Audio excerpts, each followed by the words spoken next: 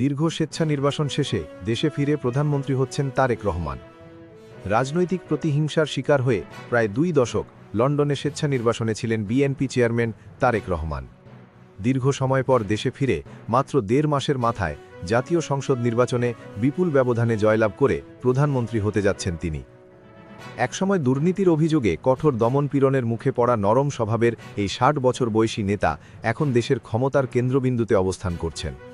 কারাবন্দী জীবন থেকে লন্ডন নির্বাসন। 2008 সালে সেনাবাহিনী সমর্থিত তত্ত্বাবধায়ক সরকারের সময় গ্রেপ্তার হয়ে কারাবন্দী অবস্থায় নির্যাতনের শিকার হন তারেক রহমান। পরে চিকিৎসার প্রয়োজন দেখিয়ে তিনি দেশ ছাড়েন। দীর্ঘ 16 বছর পর গত 25 ডিসেম্বর তিনি ঢাকায় ফিরে আসেন। ফেরার দিন হজরত শাহজালাল আন্তর্জাতিক বিমানবন্দরে হাজারো নেতাকর্মীর উপস্থিতি এবং ঢাকা জুড়ে আবেগঘন পরিবেশ এক নাটকীয় প্রত্যাবর্তনের দৃশ্য তৈরি করে। রয়টার্সকে দেওয়া সাক্ষাৎকারে তিনি বলেন, দেশে নামার পর থেকে সময় কিভাবে কাটছে বুঝতেই পারছি না। পারিবারিক শোকের মধ্যেই রাজনীতিতে প্রত্যাবর্তন। তারেক রহমান বাংলাদেশের রাজনৈতিক বংশপরম্পরার একটি গুরুত্বপূর্ণ নাম।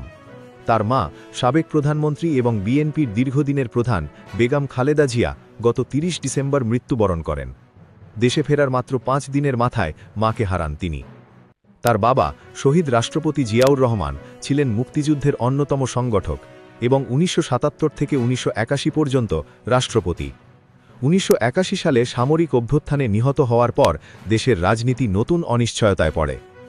বিএনপির ইতিহাসের অন্যতম বড় জয়। ত্রয়োদশী জাতীয় সংসদ নির্বাচনের বেসরকারি ফলাফলে বিএনপি পেয়েছে 200টিরও বেশি আসন, যা দলটির ইতিহাসে অন্যতম বড় বিজয়।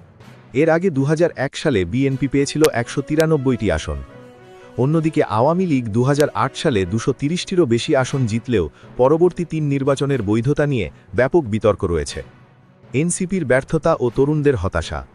গণ অভ্যুত্থানের তরুণ নেতৃত্বের জাতীয় নাগরিক পার্টি এনসিপি নির্বাচনে প্রত্যাশিত সাফল্য পায়নি। 11 দলীয় জোটের জন্য নির্ধারিত 30টি আসনের মধ্যে তারা পেয়েছে মাত্র 6টি। রাস্তায় ব্যাপক উপস্থিতি থাকলেও ভোটে তা রূপ দিতে ব্যর্থ হয় দলটি। জামায়াতে ইসলামের সঙ্গে আপোষ করে জোট গঠনের সিদ্ধান্ত অনেক তরুণ সমর্থকের কাছে আদর্শ বিরোধী হিসেবে বিবেচিত হয়েছে। গণভোটেও হ্যাঁ ভোটে এগিয়ে। জাতীয় নির্বাচনের পাশাপাশি অনুষ্ঠিত হয়েছে একটি সাংবিধানিক গণভোট। যদিও আনুষ্ঠানিক ফল প্রকাশ হয়নি, বিভিন্ন জরিপ ও স্থানীয় টিভি তথ্য অনুযায়ী হ্যাঁ ভোট 20 লক্ষের বেশি, না ভোট 8,50,000-এর বেশি।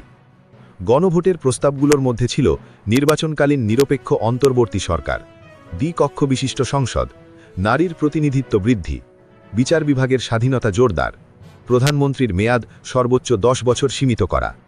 বিজয় মিছিল নয়, দোয়ার আহ্বান। নির্বাচনে বড় জয় পেলেও বিএনপি বিজয় মিছিল বা শোভাযাত্রা না করার নির্দেশ দিয়েছে।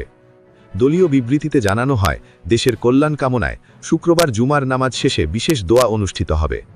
সামনে কোন পথে তারেক রহমান? তারেক রহমান নিজেকে শুধু রাজনৈতিক উত্তরাধিকারী হিসেবে নয়, বরং গণতন্ত্র পুনর্গঠনের নেতা হিসেবে তুলে ধরতে চাইছেন।